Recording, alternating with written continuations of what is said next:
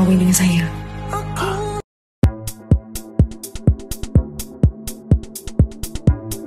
Puan Sri Zabedah duduk di atas kerusi dengan wajah tegang. Tidak senang bertemu dengan Datin Orchid, tetapi terpaksa demi kepentingan anaknya.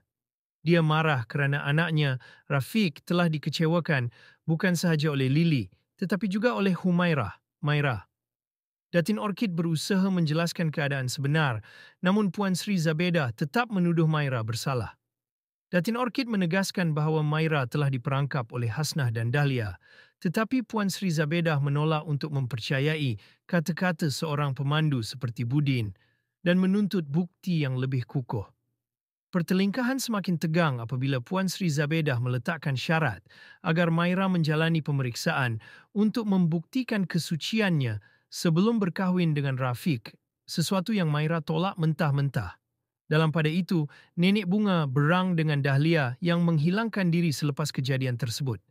Datuk Malik cuba meredakan keadaan dengan meminta isterinya berbincang dengan Puan Sri Zabedah secara baik, tetapi Datin Orchid enggan kerana terlalu marah dengan penghinaan yang diterimanya.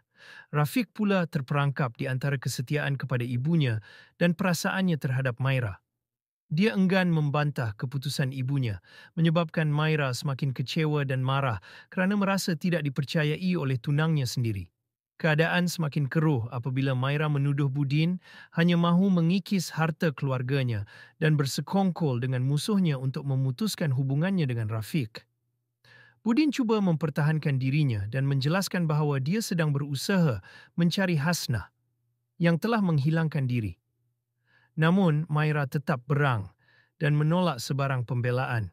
Rafiq pula menegaskan bahawa Mairah harus menjalani pemeriksaan bagi membuktikan dirinya tidak bersalah, membuatkan Mairah bertambah marah.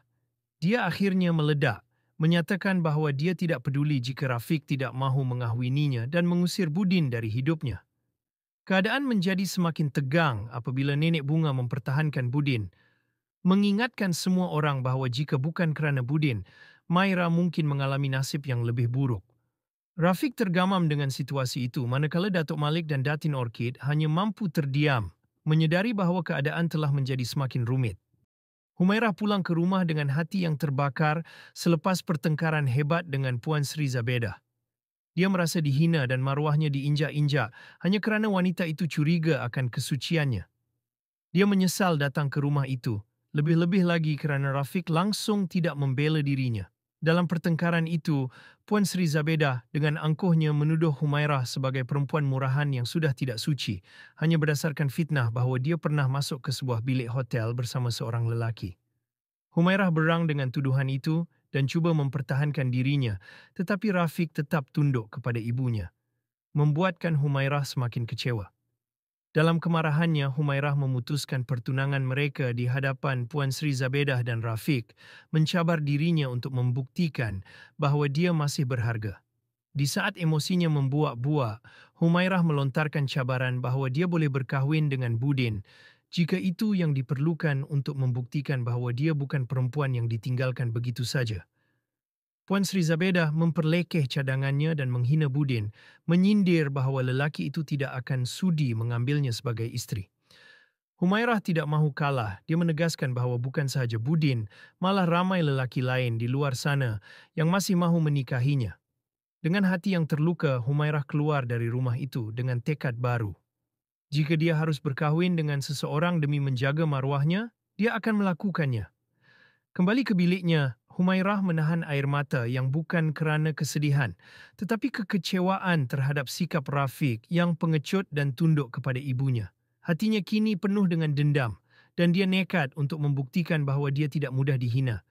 Ketika Amiruddin datang menemuinya, dia memandang lelaki itu dengan penuh perhitungan.